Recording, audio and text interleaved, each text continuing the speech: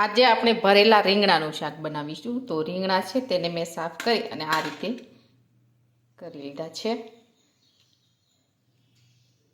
હવે આપણે આમાં મસાલો ભરવા માટે આપણે મસાલો તૈયાર કરી લઈશું। હવે આપણે મસાલો બનાવવા માટે ટમેટા છે તે આપણે સમારીને તૈયાર કર્યા છે। હવે આપણે તેમાં સમારેલા ધાણા નાખીશું।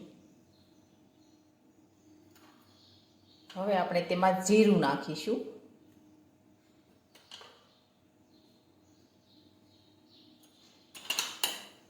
હળદર નાખીશું।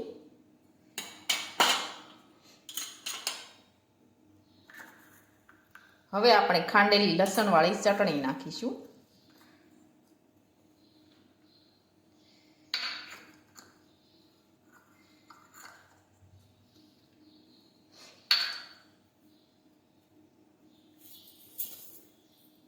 હવે આપણે ખાંડ નાખીશું।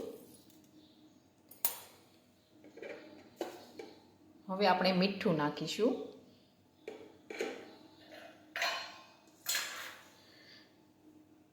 હવે આપણે શેકેલો ચણાનો લોટ છે તે નાખીશું થોડો।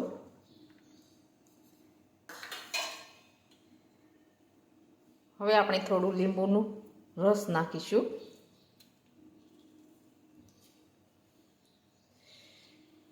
હવે બધો મસાલો છે તે આપણે મિક્સ કરી દઈશું।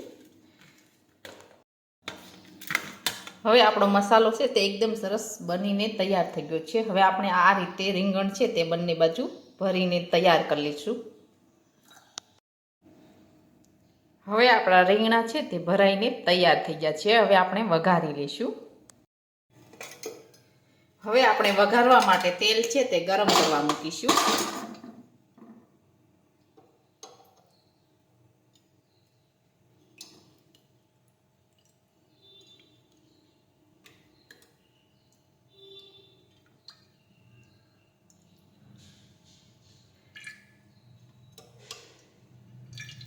હવે આપણે તેલ છે તે ગરમ થવા દઈશું।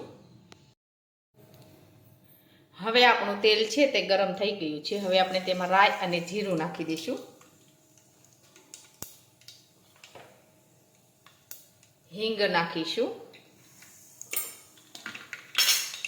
હવે આપણે ભરેલા રીંગણ નાખી દઈશું।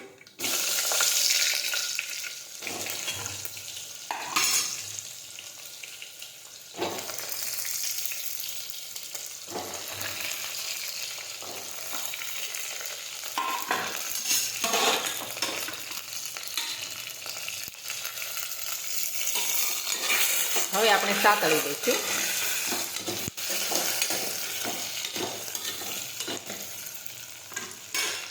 હવે આપણે થોડું પાણી ઉમેરીશું।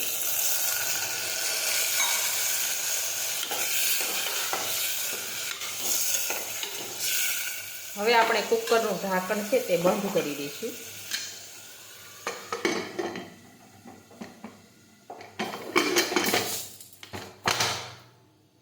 હવે આપણે સડવા દઈશું।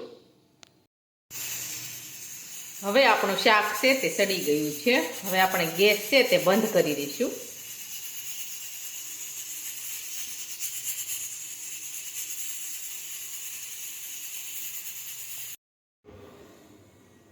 હવે આપણું ભરેલા રીંગણાનું શાક છે તે એકદમ સરસ બનીને તૈયાર થઈ ગયું છે। અને અમારો આ વિડીયો ગમે તો મારી JK કુકિંગ્સ એન્ડ હેન્ડવર્ક ચેનલને લાઇક કરો, શેર કરો અને સબસ્ક્રાઈબ કરો।